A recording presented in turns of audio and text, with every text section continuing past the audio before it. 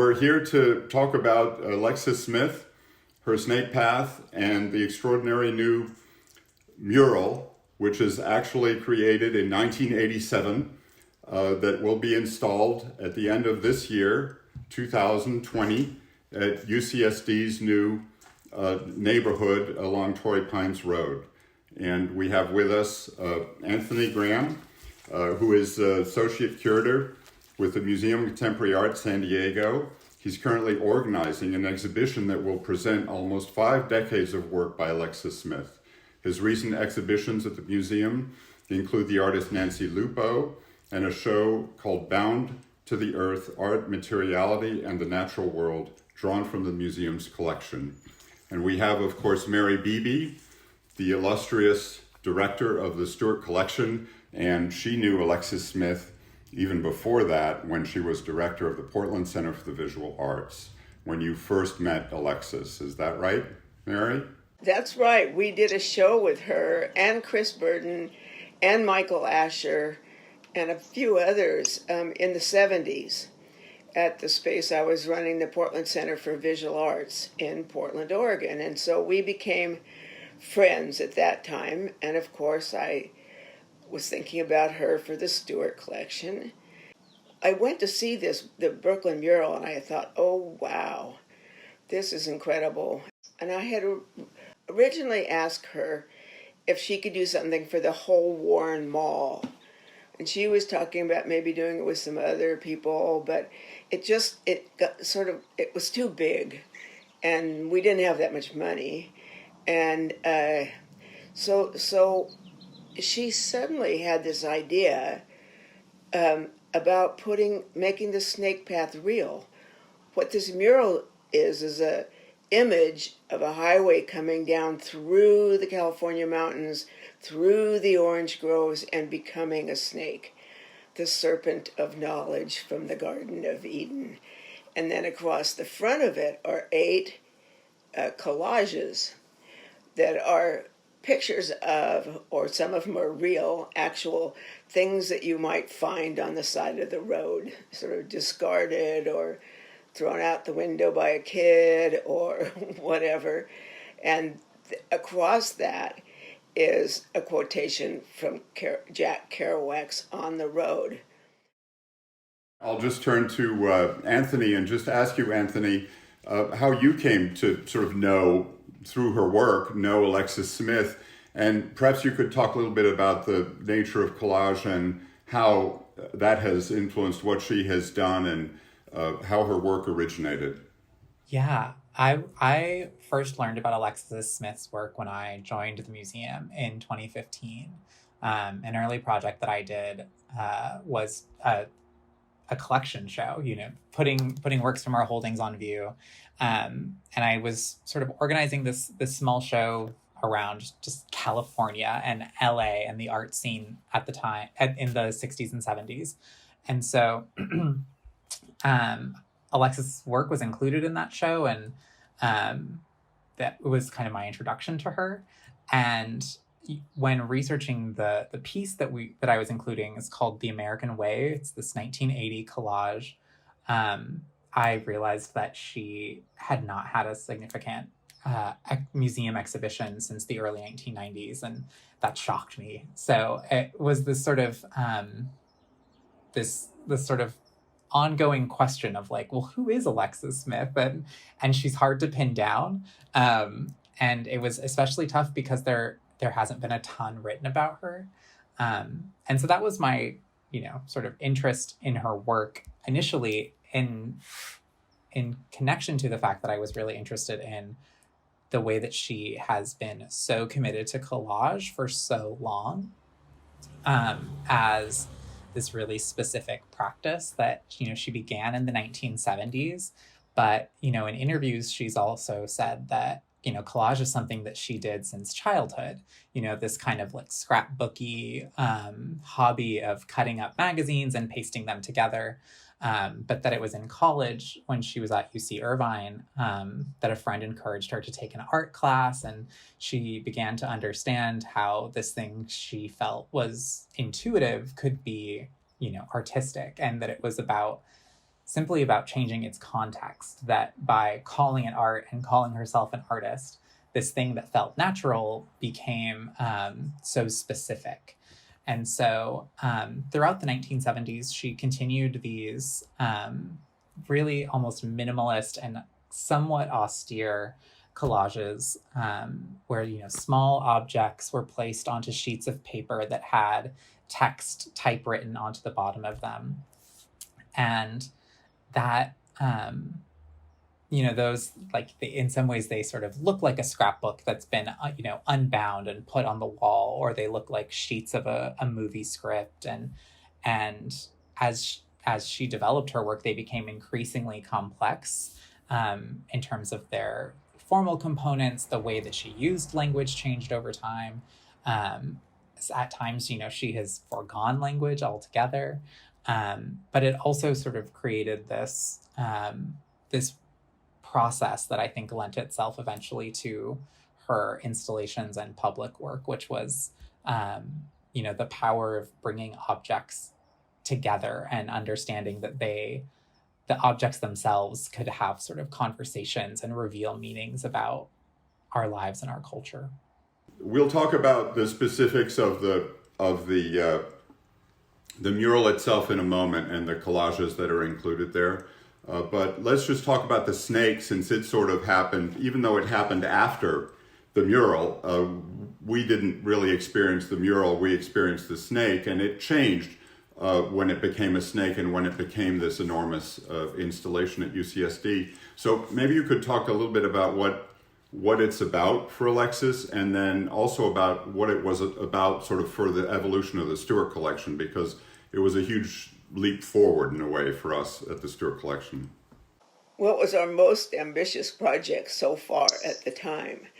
And for me, the snake, and she had just looked up at this hill, which actually was about to be renovated and become from a parking lot to a hill, going up the side to the library.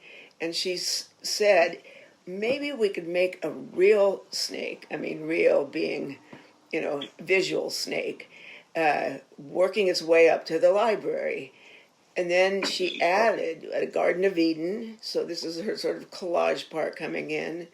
And in the Garden of Eden, there's a bench with a quote from Thomas Gray, and she added a book, Milton's Paradise Lost, or a constructed book, a marble book, a huge book, going up the snake path. So you encounter these references to the classic myth of Adam and Eve, or to the search for paradise, which is what On the Road is about. His name is Paradise. But in the mural, she uses these beautiful classic California orange crate images, of oranges with their blossoms. And in the snake path, she's got a couple of images of Adam and Eve. In the bench, there's images of Adam and of Eve. And then the book does not actually have images on it, but it has a quote. And so the Adam and Eve part and the Garden of Eden part, that wasn't part of the mural, right? Except it sort of was, because it was called Same Old Paradise. Right. But, the Adam and Eve myth about the snake bringing knowledge or awareness to mankind, and therefore they became human and were cast out of Eden, just as students have to be cast out of the university, which for some is paradise. I know it's not paradise for every school, or every person, but to have this sort of the acquisition of knowledge is kind of what the snake is about. And I think that is so appropriate, of course, for a university. And it was important that it have a sense of movement. So you and Alex, and I think the landscape people had the idea of making it crowned, so that minute you walk on it, you really know that you're on a different kind of path. This is not a regular path, and it's banked, not the way you would anticipate. It's sort of banked so that you have to not exactly struggle, but it's not always easy. And it's important to remember that people who are just encountering it out of the blue and don't know about it in advance and haven't seen an aerial photo or anything like that don't necessarily know it's a snake, right? They are just experiencing this different kind of pathway. And those were the two big difficulties in sort of designing it. And Andrew Spurlock was the landscape architect, and he was really key in the whole development of it. But crowning the path and making it so that it's not banked into the slope the way a normal pathway or road would be, but crowning it and letting it just lie on the slope means that there's always a place that's sort of flatter that you can walk, but it makes you extra conscious of the fact that it's curved, like the back of a snake. And the head, of course, is with a tongue, a huge tongue going out, is the top terrace of the library. But it's part of one of the entrances. And then the book, Paradise Lost, Milton's Paradise Lost, sort of got included, and that isn't actually part of the mural that we're about to install.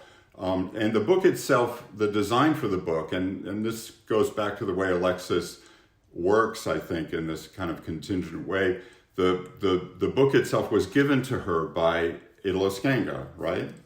An art professor at UCSD, as a wedding present, I think. So, Anthony, maybe you could talk a little bit about how collage might lend itself to this, a quantum leap into the landscape and into the gigantic, in terms of how Alexis was able to do that and how it meshes with her much more small scale kind of works. Well, Alexis always talked about her work with collage as being, one part of a much more expansive process. And in the 1970s, she did a number of performances and a few installations. And then in 1980, she began developing this even further, and she would mount her collages on the walls in gallery exhibitions, but then, paint the walls and sometimes affix objects to the walls or place sculptures in the room. And, this all built towards a more environmental understanding of her collages. And so as she continued to kind of, to grow this practice, I think that it was always in terms of trying to reach the viewer where they were.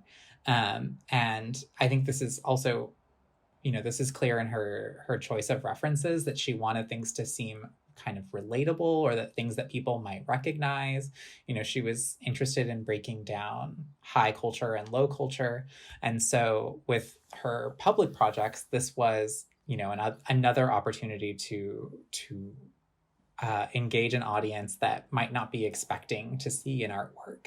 And so she wanted to find a way for it to maintain that relatability. So I think it's great the way you talk about the snake path as, you don't necessarily know that it's a snake, but it's really clear that you're on some different kind of path that is not just a walkway. It's really obvious immediately that it's a very sort of specific and uncertain ground that draws you in. And yeah, so I think in terms of how collage lends itself to getting larger, I don't know if it's collage itself, but it's, really her interest in reaching a broad audience with, these ideas of culture. Yeah, she talks about the sort of great American story, not just the California story. I think I heard you mention that before, and how she's also always been focused on these sort of grand American characters, right? Like Kerouac, these characters that sort of rush through space and symbolize the whole culture. Cultural icons like Marilyn Monroe.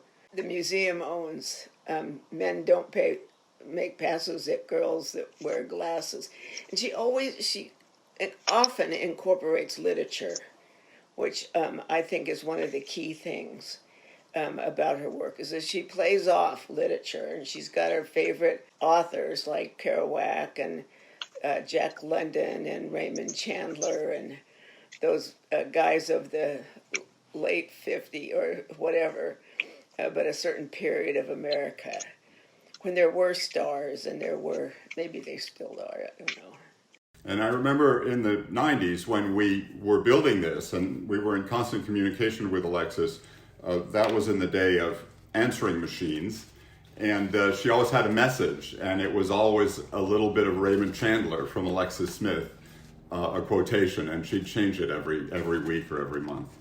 Yeah, I think literature is so important to her work, throughout, whether it's Raymond Chandler and the sort of LA noir detective fiction.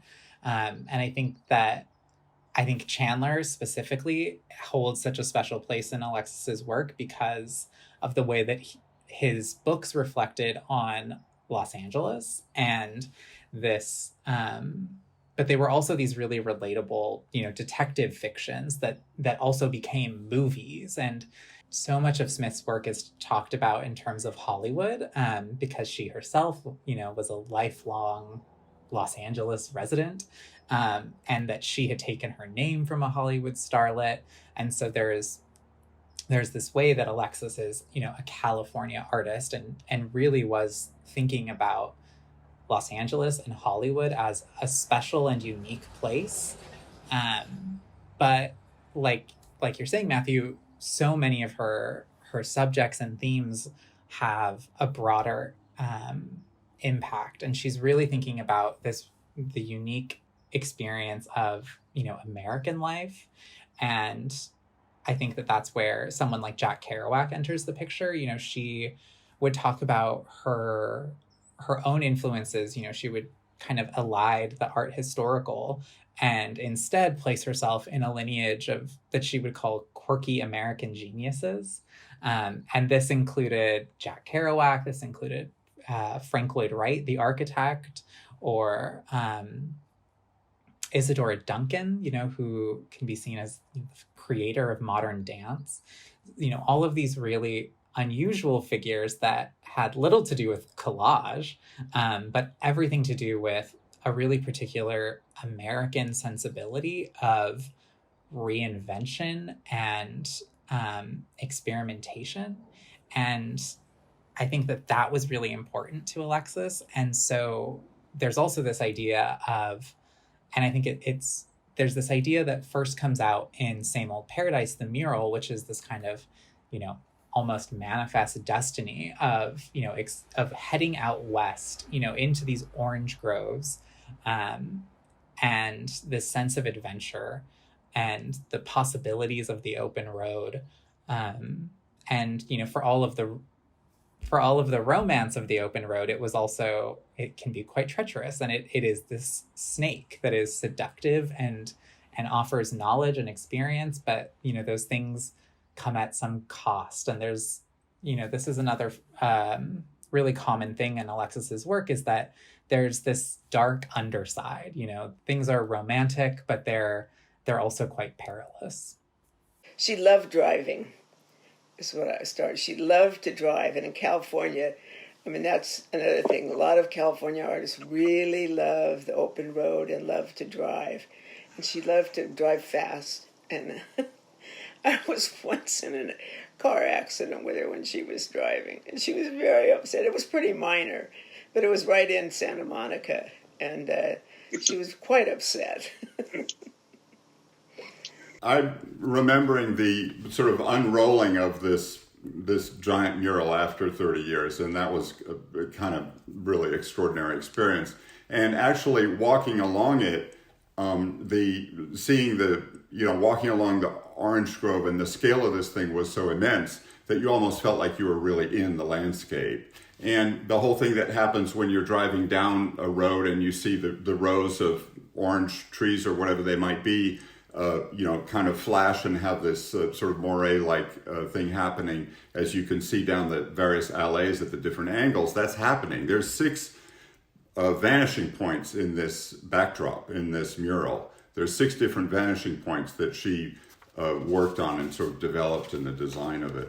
But maybe you could both talk about briefly your encounter with this sort of massive unrolling on the giant warehouse floor that we did about a year ago. Oh, wow. It was unbelievable. Alexis and Scott, her husband, were there, and a former, long time ago, assistant who'd actually helped her paint the mural. Meg Belichick. We were all there, and Nina, who'd helped fund the transportation because we had to pay to get it from New York and all that, and then we had to find, or you found a huge space in library storage territory, but unrolling it was very emotional. We had no idea what condition it was in. We didn't know if it was going to be rat-eaten or moth-eaten or what, because the crate, I don't think the crate had been opened since '87 when it was put into the crate. And anyway, we all got quite emotional and shed some tears. And Alexis is so happy to have found a home for this mural. She had told me, I don't know how many years ago, but she'd said for a while that she would give it to us if we could find a place. So I would send out an email to the architects and planners at UCSD periodically, besides walking around and looking at, for spaces, and saying, can't we find an eye-level 64-foot by 22-foot high space for this mural? And suddenly, in this new auditorium that's not going to be finished until the end of the year, there's this wall that's absolutely perfect for it. And everybody, the architects, everybody, the chancellor, everybody was thrilled. So that's really nice. And Alexis is, of course, really happy that it has a real home and that it's next to the snake path. So people can see, kind of what the basic inspiration was, and then, walk on the path. Yeah, knowing that work, from reproduction in books and in small slides, I was really shocked at just how big it actually was. Like, it was so much larger than I could have imagined and so spectacular. And, it just like that continues to blow me away. Even when her 1992 exhibition happened at the Museum of Contemporary Art in Los Angeles, the mural was so large that they couldn't show the real thing. They had to create a replica that was smaller that would fit in the museum. And, even early on when I was, trying to consider if there was a way I could put the mural in our show in La Jolla, it's just too large. So to have the opportunity to find a permanent home for it is just incredible. Yeah, it really is amazing. And it's so wonderful that everybody's so excited about it. But it's again, bringing in literature and, being on this new auditorium. It's on the wall of the back of it and in a corridor. But the other side of the corridor is glass so that you'll be able to see it from outside as well. It's a very tight space in a way because you can only get back maybe 10 feet from this 20-foot tall by 60-foot long painting, but you'll be able to go outside and you'll actually be able to see it at night, at least when it's illuminated, be able to see it from hundreds of feet away and from out in the courtyard that's adjacent. So we're all kind of looking forward with a little bit of trepidation to what that's actually going to produce. But it'll be a different context and it'll be very exciting. And Mary, you mentioned it had to be at eye level, and that's because of the collages, right? And the collages is a whole nother, because, finding a space like that, usually a space like that in architecture might be high up, but it has to be possible to walk right up to this to be able to understand it, because there are still collage elements that are there with type and so on that you have to be able to read. So, and those collages there's 8 of them, and there are about 5 feet tall and 3 feet wide. So they're sort of human scale. So it gives this several different dimensions, which actually, I remember, Anthony, Alexis talking about this sort of Alice in Wonderland kind of shift that collage enables. And the way she was able to just take the collage as it works for her on a drawing scale, and just sort of put it into the landscape is still sort of amazing to me, that you're on this gigantic snake and the book is gigantic, but the book is tiny compared to the snake, and you go to this garden and it's human scale, but it's incredibly miniaturized and sort of tightened in by the snake.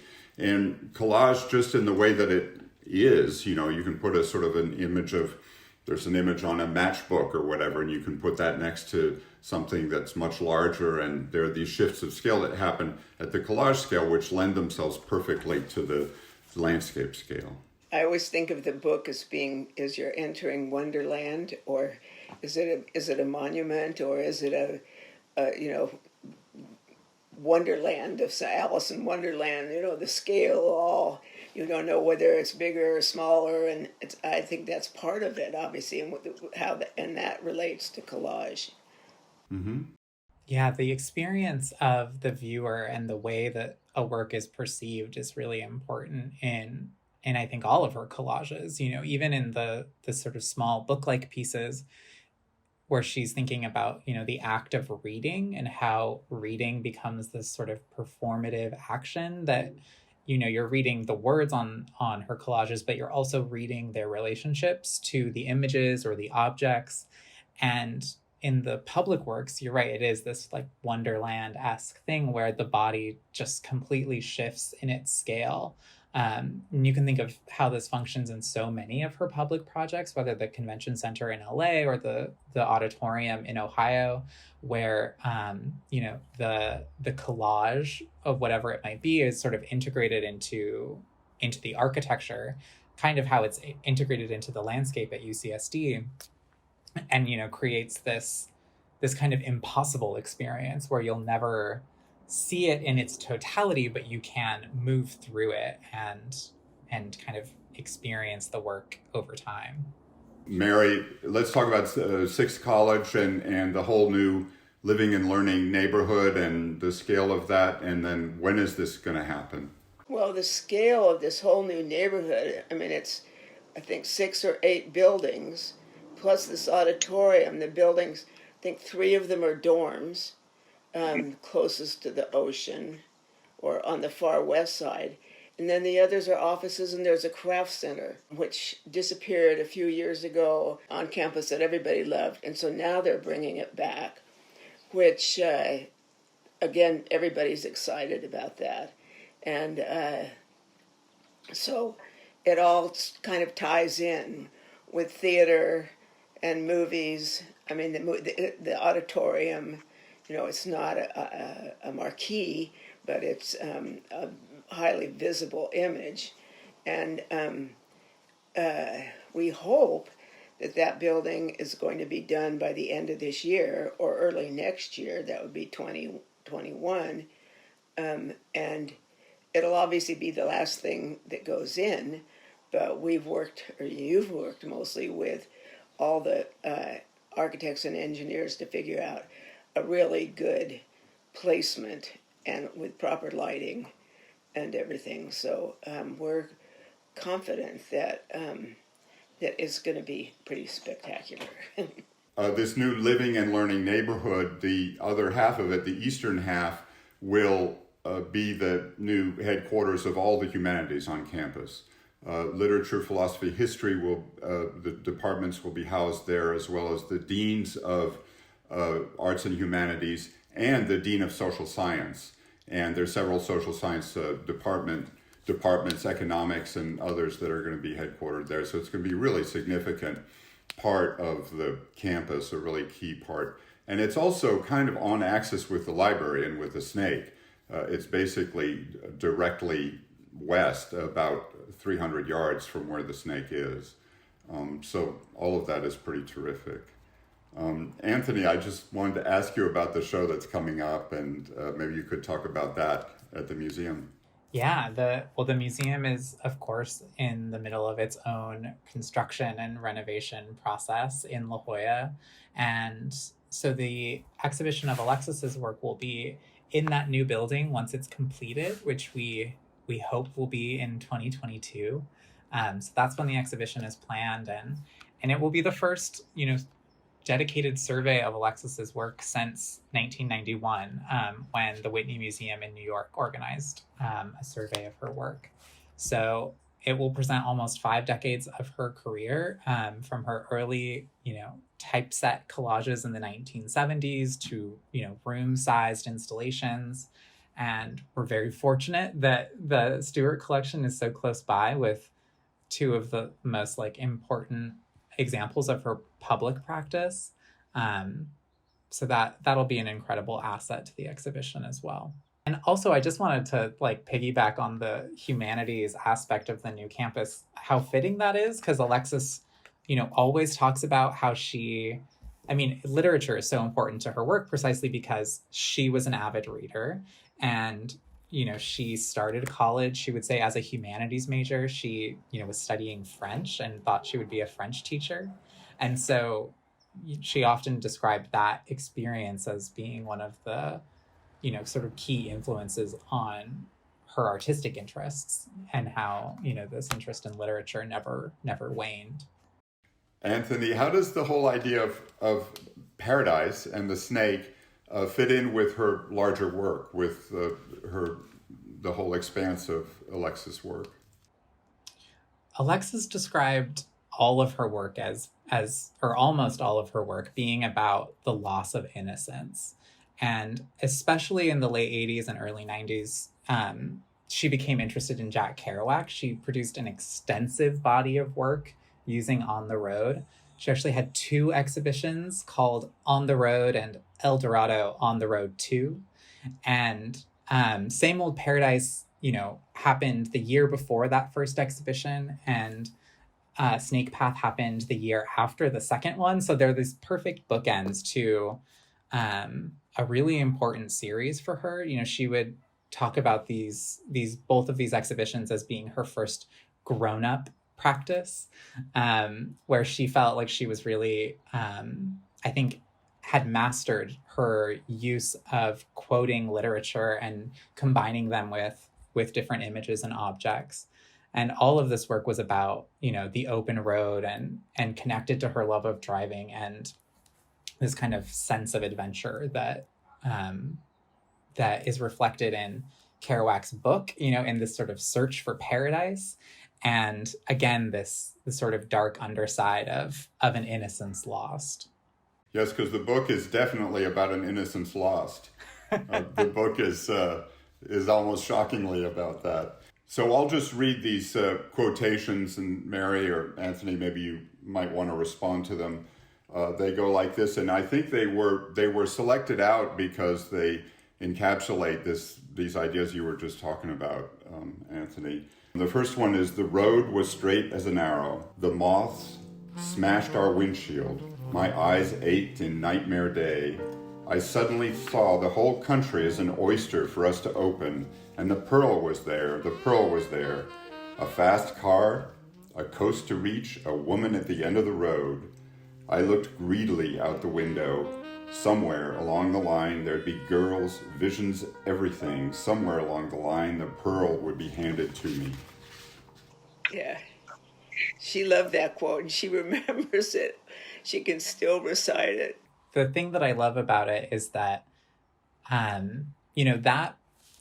that specific order of lines, they're taken from every different part of the book and brought together. So, Smith she's made her own poem using Kerouac's words, and she does that so often with her use of literature. They're quotes, but not quite. She's not directly citing anyone. She's kind of twisting their words for her own interests. Yeah. I can't let this go without just pointing out or mentioning, I guess mentioning is different, that she was at UC Irvine with Bob Irwin, Bob Irwin was one of her teachers, and who else was there, Matthew? Do you remember? I know that Bob was really important to her. Well, I think Ed Ruscha was a kind of a fellow student almost, yeah. No. No, Ed Ruscha went to CalArts, or to Chenard. Okay. But Bob Irwin always claimed that Ed Ruscha was his student, and I never quite got that. But it was probably true. Bob may have taught at Chouinard also. When Alexis went to UC Irvine, the first class she took in the art department was with John Copland's, an introductory art history class, and she talks about that being a really important experience. But she took classes with Bob Irwin and Via Selmans and Craig Kaufman.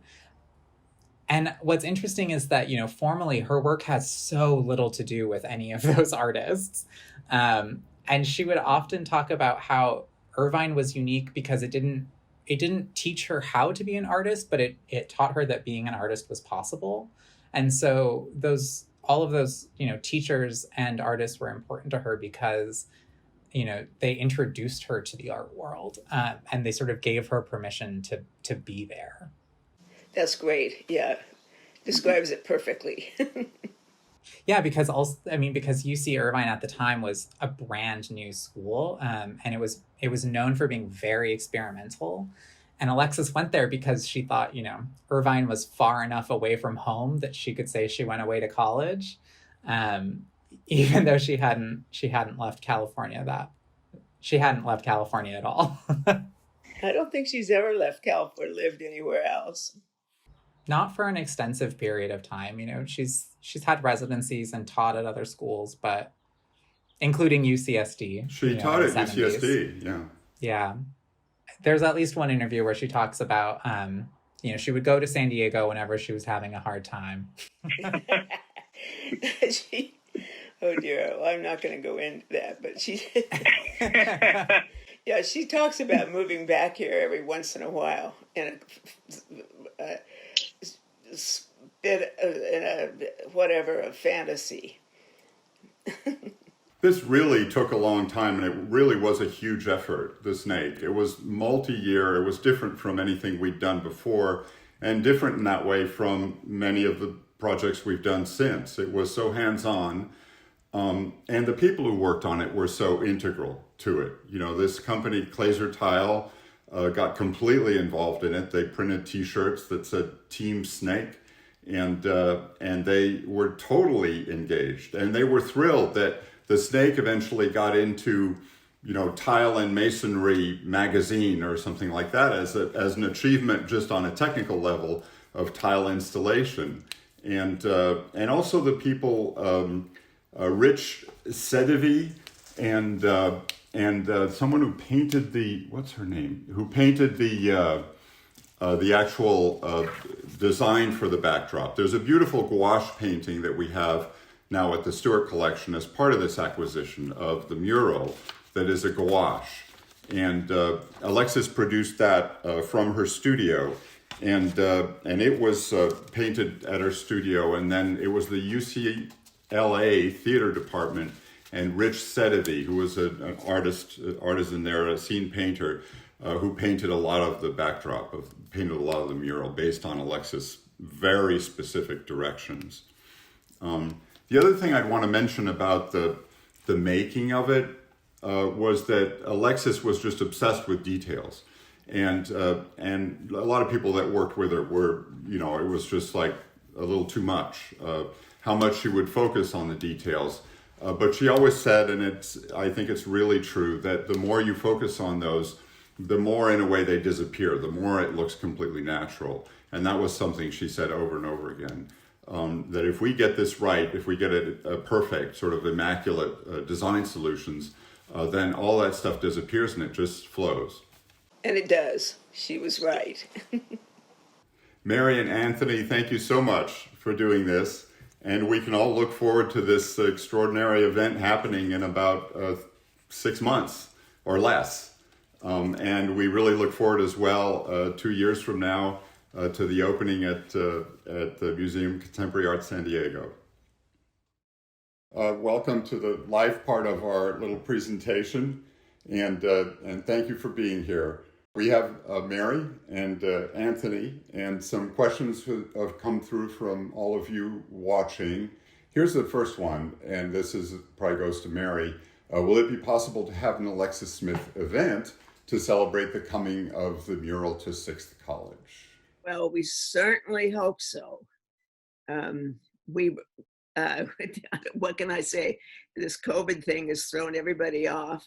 But by early next year, we hope we can have a big celebration and a grand one and open to the public and, make a thing of it. Yes, and we'll do everything that's necessary to make that happen. And if the campus isn't wide open for all comers, we'll do it virtually and follow up with a live event at some point or another. The campus has been working diligently and professionally and in a great way to sort of deal with the current crisis, and we're doing our best to do the same. Here's another question sort of about the installation itself. The mural will have a huge impact from a distance. What impact do you anticipate on viewers who are closer to it? And since none of us have seen it, maybe that's a question for both Anthony and Mary. I've imagined what it's going to be like, but I'm curious what you both think. Well, it'll be it could be scary. But as you said, it is like going through that landscape yourself when you're right up there.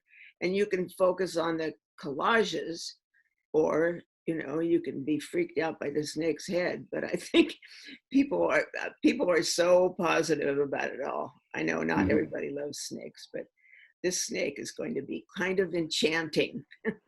I was just going to echo the same thing, that you'll be able to really engage with the collages at a close distance, which for the monumental scale of the piece, it retains her attention to detail and the really specificity of each piece. The text is only legible from very close, and there are small objects embedded in the collages. So it's definitely a piece that that benefits from both experiences. Yeah, and the far away experience will be hundreds and hundreds of feet away. It'll be a sort of a spot in the distance, and that's sort of the best of both worlds in some ways, and a very different experience from different places. Here's a question. Sorry, go ahead, Mary. As you come up to it, I guess maybe you'll start to recognize what it is. But you start out with just this huge California view, from a far distance. And I think, it will be a curious sight from far away.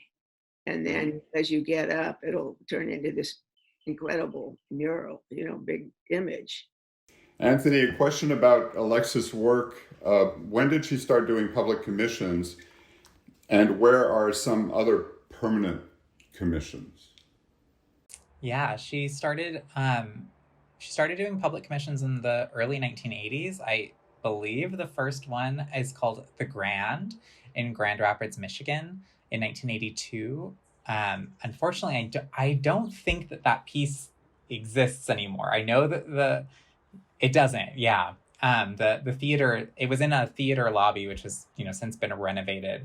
But that was one of her first, very large scale public commissions. And then she continued doing them throughout the 1980s and into the early 1990s. And they are an important part of her practice. With Snake Path, I think being one of the first, it was a huge accomplishment for the Stuart collection, and it is a huge accomplishment for Alexis because it's so large. But in the interim, she did a number of other projects, including a series of mini monuments around MacArthur Park, which were, sort of smaller sculptures that were, placed around the park.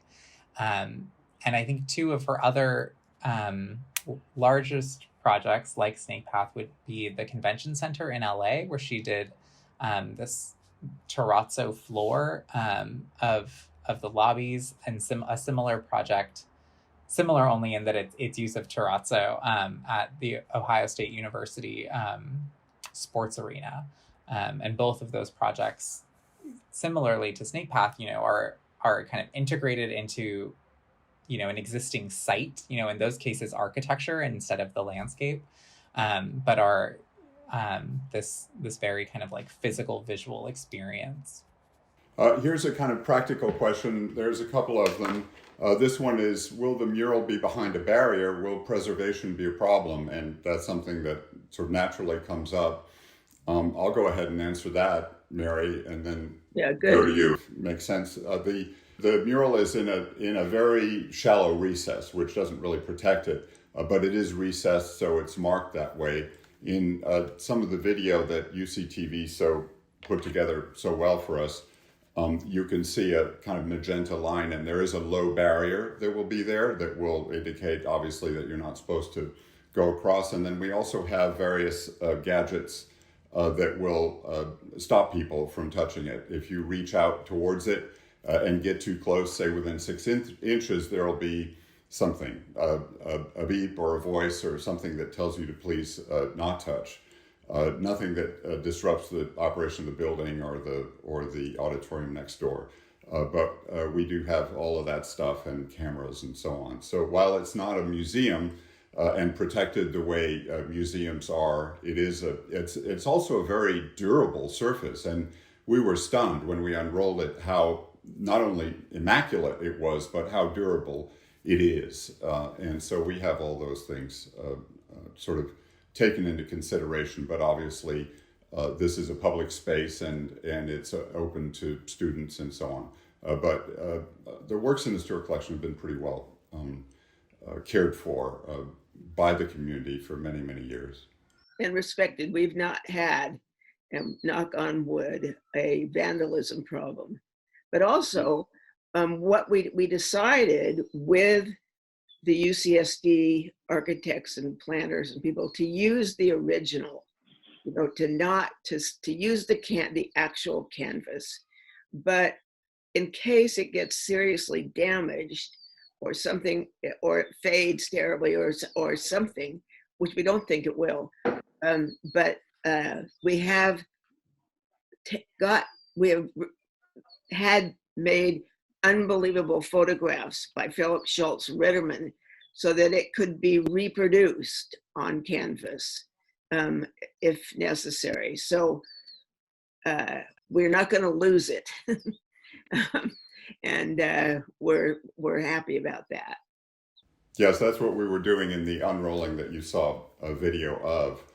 Here are a couple questions that I'm sort of putting together. One has to do with, have we ever done at the Stuart Collection, or are we planning anything along the lines of a pathway? And also just a general question, what's in store for the Stuart Collection? And I think we got two answers for that, Mary. What's in store at Six College and this new campus, and also what about pathways? Well, the pathway we've been working on for a number of years is going to go, it's by Ann Hamilton, and it's going to go from the new trolley stop on campus into the campus. And the pathway is 26 feet wide. Ann has chosen quotations from literature, from the history of the campus, from the special collections at the library, and from faculty and or former faculty and all kinds of people that will be embedded in this pathway. And we're still testing. It's going to probably be basalt and sandblasted out. And and it's geared to the rhythm of walking, which I think is really kind of amazing. And we're very excited about it. We're doing another test, as I guess I just said, but we hope that it's going to be installed by the end of 21 when the trolley opens.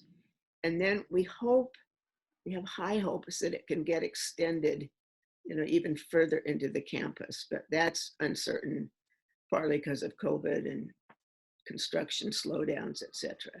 But so there's that. And then we're working on a proposal that we're going to take to the chancellor later this month by an artist who's I don't know how much I should talk about that one.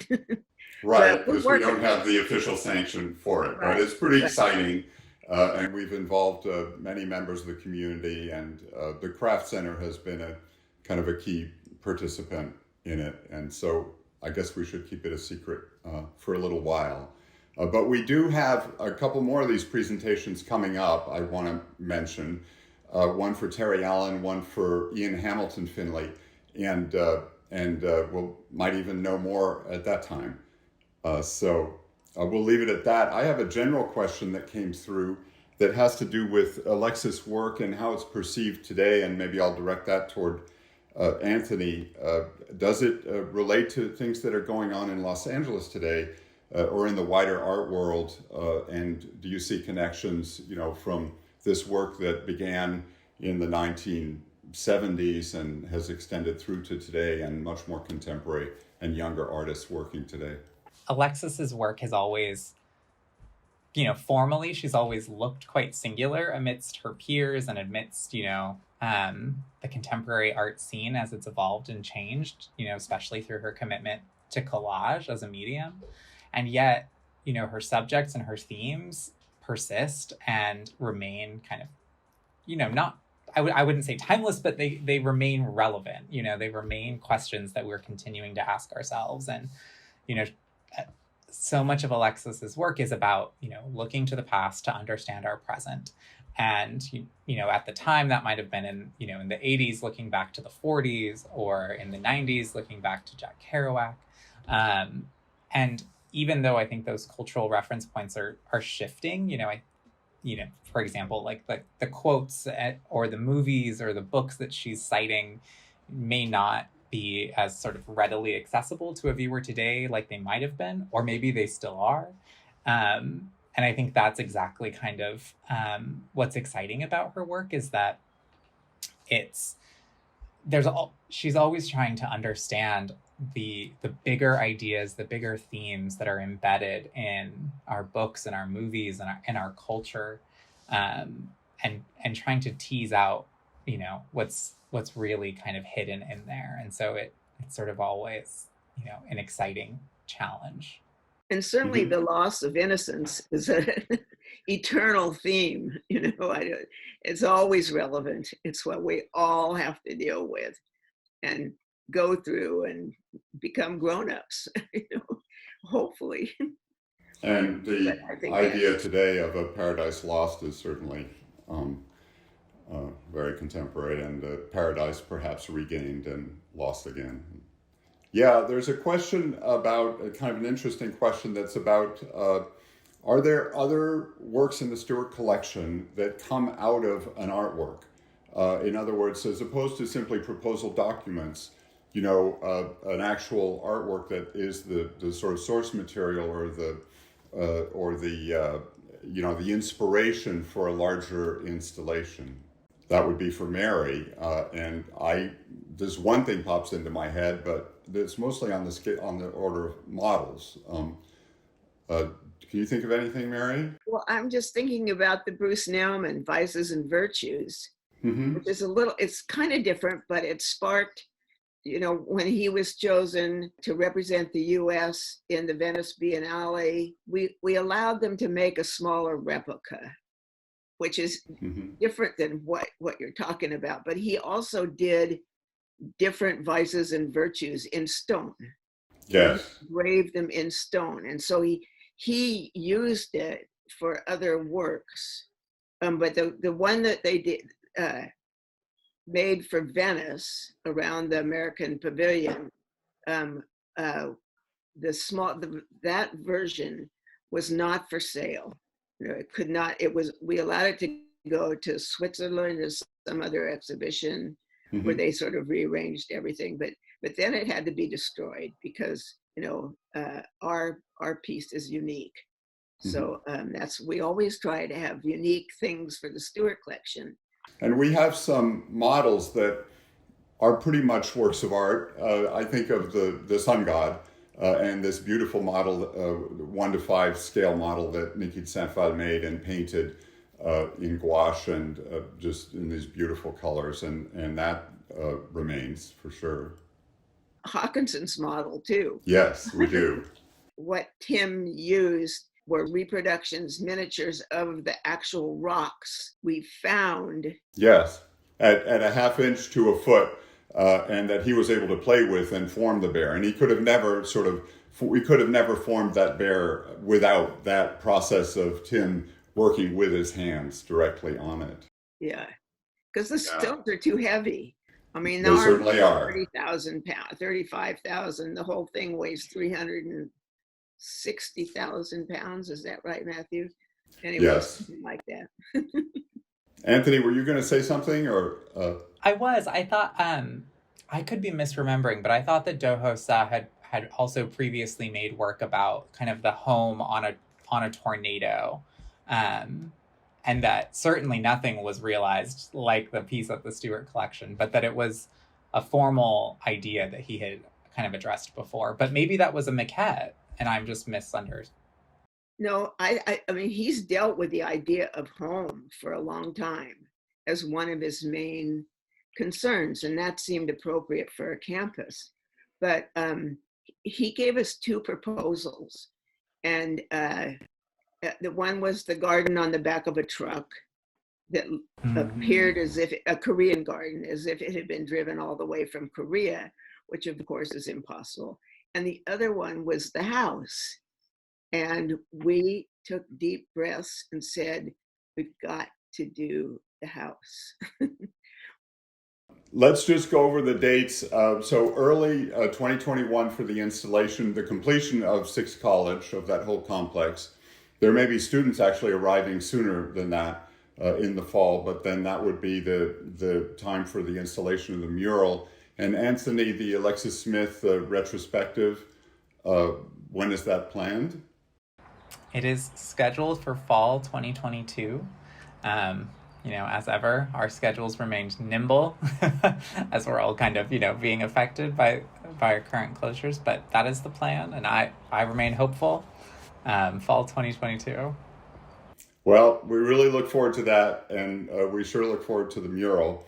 Thank you both for joining us, and then we have also July 9th coming up, a conversation about Ian Hamilton Finley, and we have another, I'm not sure of the date, for Terry Allen, so we look forward to that. That'll be in the next weeks.